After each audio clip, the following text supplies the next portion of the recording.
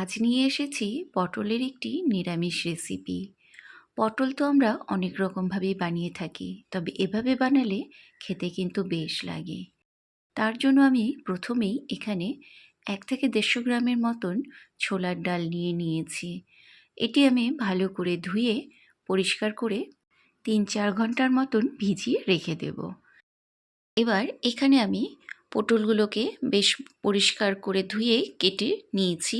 বড় পটলগুলোকে আমি 3টে টুকরো করেছি, আর ছোট পটলগুলোকে আমি 2টো করে টুকরো করে নিয়েছি। আলুগুলোকে ঠিক এরকমভাবে আমি টুকরো করে নিয়েছি। এবার একটি বাটিতে আমি একটি মশলা তৈরি করব। তার জন্য প্রথমে আমি 2 চামচের মতন পোস্ত, একটি বড় টমেটো টুকরো করে নিয়েছি, 4টে কাঁচা লঙ্কা আর ছোট 1 ইঞ্চির মতন আদা নিয়েছি। এগুলোকে আমি খুব ভালোভাবে একটি পেস্ট তৈরি করে নিয়ে নেব।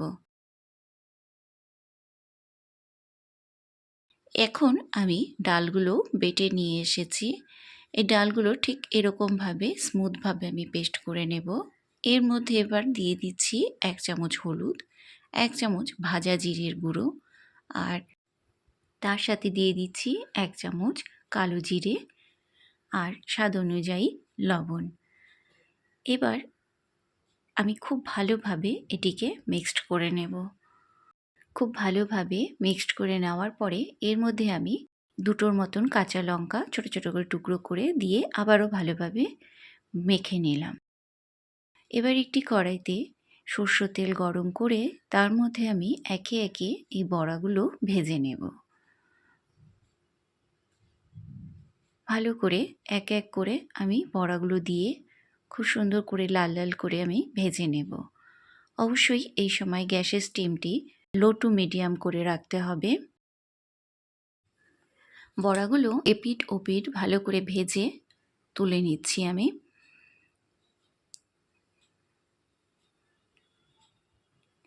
আমার চ্যানেলটি সাবস্ক্রাইব করা না থাকলে সাবস্ক্রাইব করার অনুরোধ রইল। এবার সেই তেলেই আমি কেটে রাখা পটলগুলো দিয়ে আর 1 চামচ তার মধ্যে হলুদ দিয়ে আমি পটলগুলোকে বেশ কিছুক্ষণ ভেজে আমি তুলে নেব।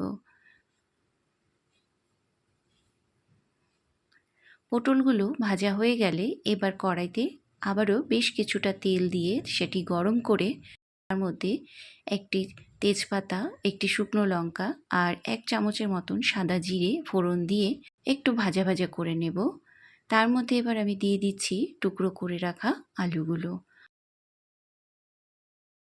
আলুগুলোকেও আমি বেশ কিছুক্ষণ তেলের মধ্যে ভেজে নেব। এবার এর মধ্যে দিয়ে দেব স্বাদ অনুযায়ী লবণ আর 1 চামচের মতন হলুদ। ভালো করে আবারও একটু ভেজে নিয়ে এর মধ্যে আমি মশলাগুলো দিয়ে দেব। মশলার সাথে আমি খুব ভালোভাবে আলুগুলোকে দিয়ে একটু কষিয়ে নেব। এর মধ্যে এবার আমি কিছু মশলা অ্যাড করছি। 1 চামচ লাল লঙ্কার গুঁড়ো, 1 চামচ কাশ্মীরি লঙ্কার গুঁড়ো আর 1 চামচ আমি জিরে গুঁড়ো দিয়েছি। ভালো করে মিক্সড করে নেব। আমি মশলা বাটি ধোয়া একটু জলও দিয়ে দিচ্ছি। দেখুন খুব ভালোভাবে আমি এটিকে কষিয়ে নিয়েছি। এবার এর মধ্যে ভেজে রাখা পটলগুলো আমি দিয়ে দিলাম।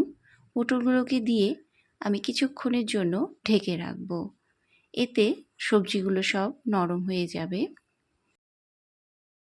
2-4 মিনিট পরেই আমি ঢাকনাটা খুলে নিচ্ছি।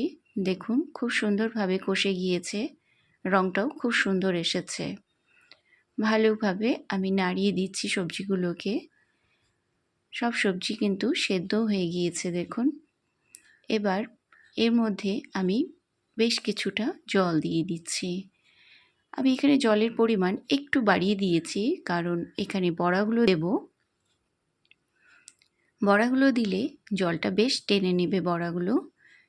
এবার বড়াগুলো দিয়ে আমি একটু নাড়িয়ে দিয়ে কিছুক্ষণ ফুটিয়ে নেব। 2-4 মিনিটের জন্য আমি ফুটিয়ে নেব। এবার ফুটে এলে এর মধ্যে আমি 1 চামচের মতন গরম মশলার গুঁড়ো আর 2 চামচের মতন ঘি দিয়ে দিচ্ছি। ভালো করে নাড়াচাড়া করে নিয়েই রান্নাটা কিন্তু আমার কমপ্লিট হয়ে যাবে।